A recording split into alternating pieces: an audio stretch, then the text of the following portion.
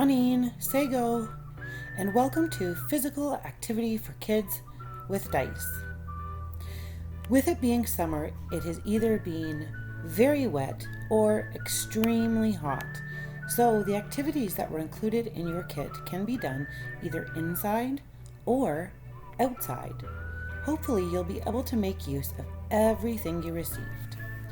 Let's get started. Let's go on an alphabet hunt. Roll one die for each column. That means that you will roll a die at least 6 times.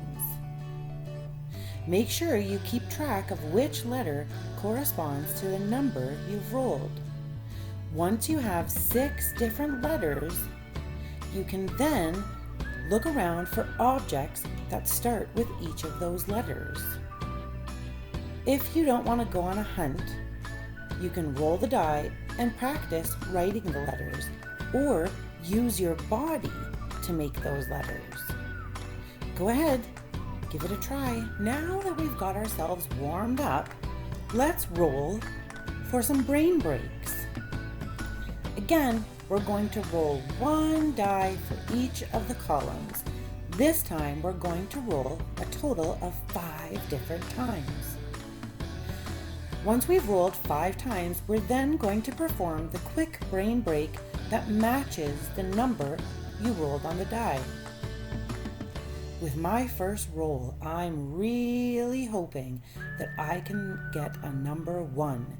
Jumping jacks are my favorite. Let's see what you roll. Phew!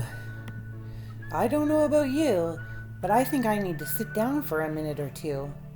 Let's try catching some stars together.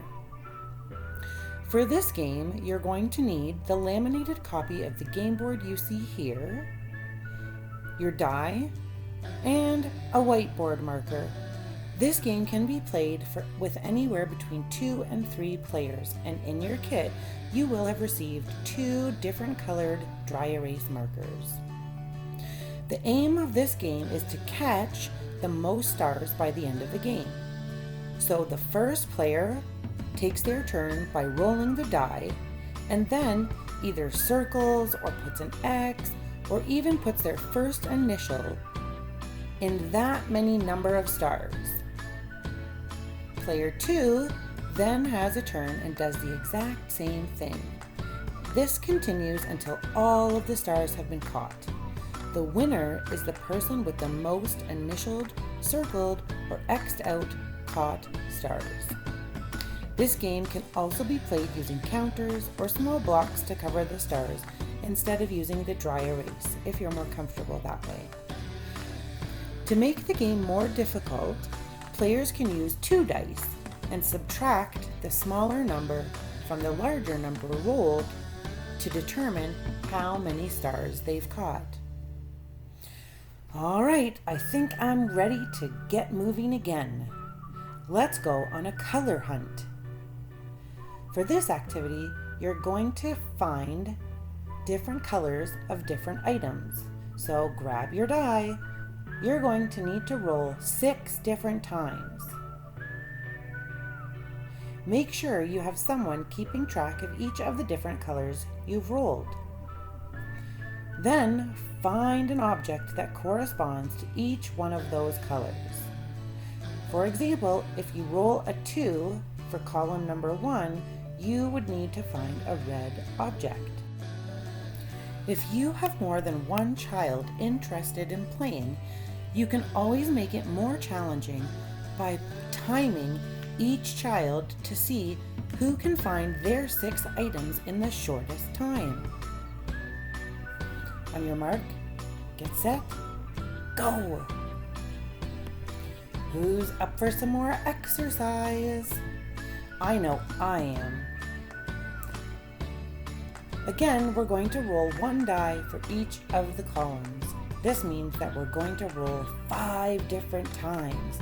And then we're going to do whatever exercise matches the number we've rolled on the die.